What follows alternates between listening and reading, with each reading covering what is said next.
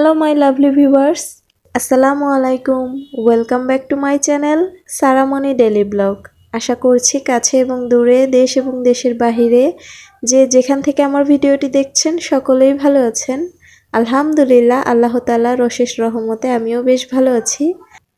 আমি শান্তা ইসলাম। প্রতিদিনের মতো আজকেও আপনাদের মাঝে নতুন আরও একটি ব্লগ ভিডিও নিয়ে হাজির হয়েছি। তো আজকে সকালের নাস্তায় কি করব সেটাই আপনাদের সাথে শেয়ার করব। কালকে রাতে গরুর মাংস রান্না করেছিলাম, তো সেখান থেকে কিছুটা অংশ রয়ে গিয়েছে। তো এখন গরম করে নিচ্ছি। আর এখানে হচ্ছে একটা ডিম ভর্তা করব, এর জন্য আমি শুকনা মরিচ টেলে নিচ্ছি। আর ভিডিওর শুরুতে তো দেখতেই পারলেন করলা ভাজি করে নিয়েছি। রান্না নিয়ে চিন্তা করতে হয় না এমন মানুষ মনে হয় খুব কমই আছে, কারণ প্রতিটা গৃহিণীরই প্রতিদিন একটা চিন্তা থাকে রান্না করার আগ মুহূর্তে, কি দিয়ে কি রান্না করলে ভালো হবে, কোনটা দিয়ে কোনটা রান্না করব।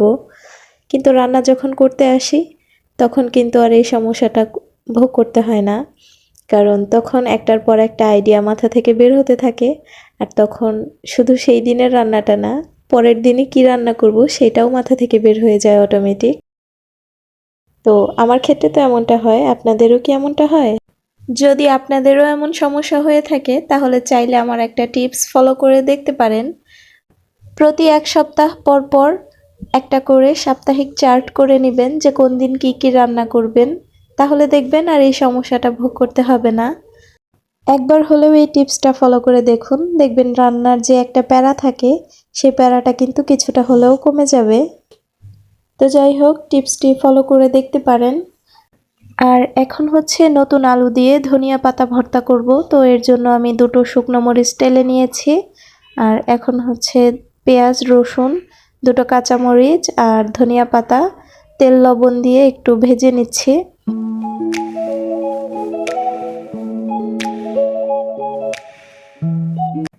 এগুলো ভাজা হয়ে গিয়েছে, এখন নামিয়ে বেটে নিব। তো আমি প্রথমে শুকনো মরিচগুলো বেটে নিচ্ছি, তারপর ধনিয়া পাতা আর পেঁয়াজ রসুনটা বেটে নিব।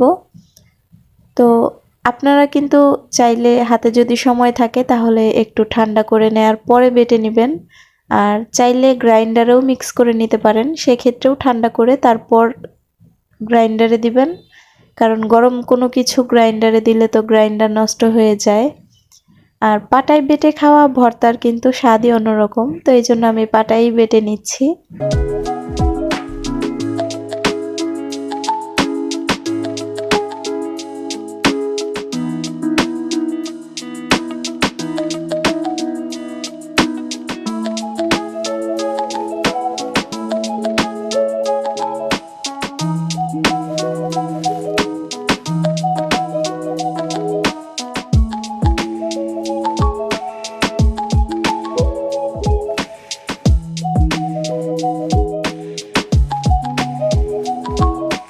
মিডিয়াম সাইজের দুইটা সিদ্ধ আলু দিয়ে দিচ্ছি।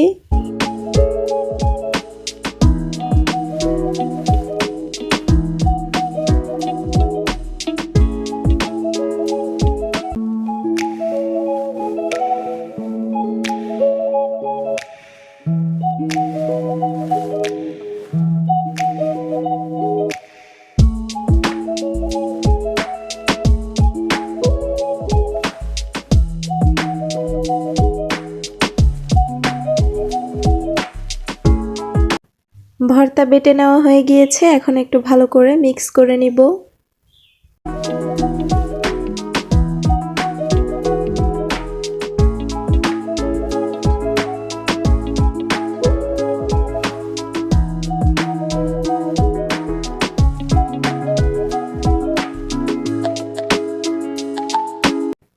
এখন মিক্স করা হয়ে গিয়েছে, তো উঠিয়ে নিব। তো আপনারা তো দেখতেই পারলেন কত সহজে আমি নতুন আলু দিয়ে ধনিয়া পাতা ভর্তা করে নিলাম।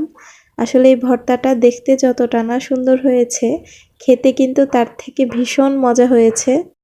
আমি যখন টঙ্গী ছিলাম, মানে যখন সারার দাদু বাড়ি ছিলাম, তখন হচ্ছে একটা সময় মেজো আপু আর আমরা একসাথে থাকতাম। তো তখন তো সারা ছিল না, তো তখন একসাথে যখন ছিলাম, তো কি হতো, আপু যখন এই ধরনের ভর্তা রেসিপিগুলো বানাতো, মানে সারার মেজো ফুপির কথা বলছি, তো উনি যখন এই যে চান্দা মাছের ভর্তা বা ধনিয়া পাতা ভর্তা বা শুটকি ভর্তা, যে কোনো ধরনের ভর্তা যদি বানাতো তাহলে না এইরকম পাটায় মেখে ভাত খাইয়ে দিত আমাকে। তো এই জিনিসটা কিন্তু খুব মিস করি। আর খুব যখন ছোট ছিলাম তখন তো আম্মুর হাতে খাওয়া হতো। তো যখনই এইভাবে ভাত মেখে খেতে যাই তখন কিন্তু এই দুইজন মানুষের কথা খুব বেশি মনে পড়ে। আসলে সময় তো চলে যায়, কিন্তু প্রিয়জনদের সাথে কাটানো কিছু মুহূর্ত সারাটা জীবন স্মৃতি হয়েই থেকে যায়। আর সারার বাবাও হচ্ছে এই পাটায় মেখে খাওয়া ভাতটা খুবই পছন্দ করে, তো তার জন্যই মেখে নিয়েছি। আর সেই সাথে আমিও খেয়ে নিয়েছি। এরপর একটু অবসর সময় কাটাচ্ছিলাম, তো ভাবলাম অযথা বসে না থেকে হাতে যে কাজগুলো আছে তার থেকে কিছু কাজ করে নিই। আর এরই মাঝে আপনাদের কাছ থেকেও বিদায় নিয়ে নেওয়ার সময় হয়ে গিয়েছে। তো সবাই ভালো থাকবেন, সুস্থ থাকবেন। আল্লাহ হাফেজ। আসসালামু আলাইকুম।